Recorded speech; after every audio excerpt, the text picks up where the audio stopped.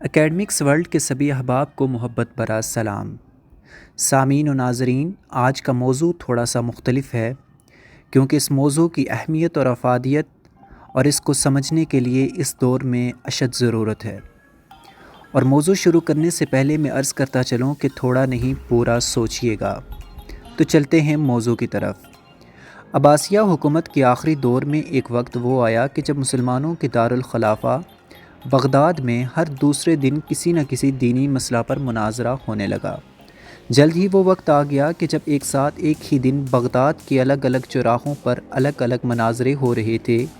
پہلا مناظرہ اس بات پر تھا کہ ایک وقت میں سوئی کی نوک پر کتنے فرشتے بیٹھ سکتے ہیں۔ دوسرا مناظرہ اس اہم موضوع پر تھا کہ کوا حلال ہے یا حرام۔ تیسرے مناظرے میں یہ تکرار چل رہی تھی کہ مسواک کا شرعی سائز کتنا ہونا چاہیے۔ ایک گروہ کا کہنا تھا کہ ایک بالش سے کم نہیں ہونا چاہیے اور دوسرا گروہ کا یہ ماننا تھا کہ ایک بالش سے چھوٹی مسواک بھی جائز ہے۔ ابھی یہ مناظرے چل ہی رہے تھے کہ ہلاکو خان کی قیادت میں تاتاری فوج بغداد کی گلیوں میں داخل ہو گئی اور سب کچھ تہس نہس کر گئے۔ مسواک کی حرمت بچانے والے لوگ خود ہی بوٹی بوٹی ہو گئے۔ سوئی کی نوک پر فرشتے گننے والوں کی کھوپڑیوں کے مینار بن گئے جنہیں گننا بھی ممکن نہ تھا۔ کوے کے گوشت پر بحث کرنے والوں کے مردہ جسم کوے نوچ نوچ کر کھا رہے تھے۔ آج ہلاکو خان کو بغداد تباہ کیے سینکڑوں برس ہو گئے، مگر قسم لے لیجئے جو مسلمانوں نے تاریخ سے رتی برابر بھی سبق لیا ہو۔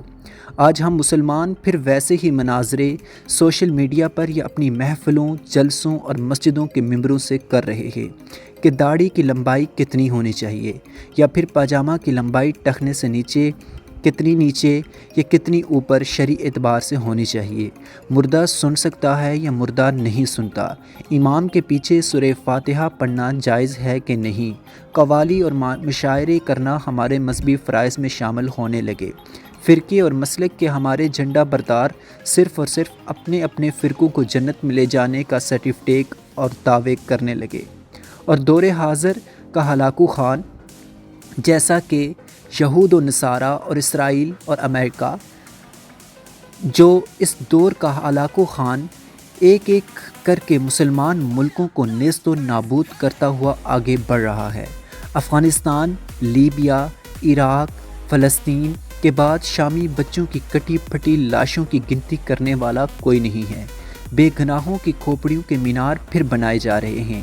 فلسطین اور کشمیر کی حالت زار ایسی ہے کہ زاروں قطار رو کر بھی دل ہلکا نہیں ہوتا۔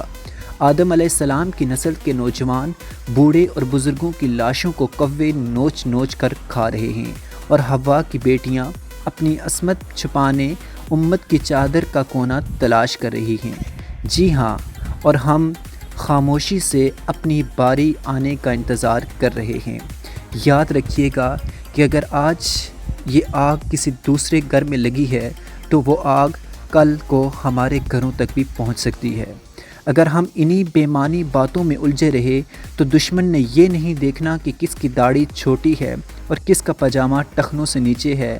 دشمن نے یہ نہیں دیکھنا کہ جنگ میں کون شیعہ، کون سنی، کون دیوبندی، کون اہل حدیث حیاتی مماتی ہے، بلکہ دشمن کی گولی شیعہ، سنی، دیوبندی، اہل حدیث حیاتی مماتی کا جنگ میں فرق نہیں رکھتی۔ خدا را سوچئے گا، اب بھی وقت ہے ایک ہونے کا، اتفاق اور اتحاد پر پیدا کرنے کا اور اپنی رائے قربان کرنے کا۔ آج کے لیے بس اتنا ہی، ملتے ہیں اگلی ویڈیو میں، تب تک کے لیے اللہ حافظ۔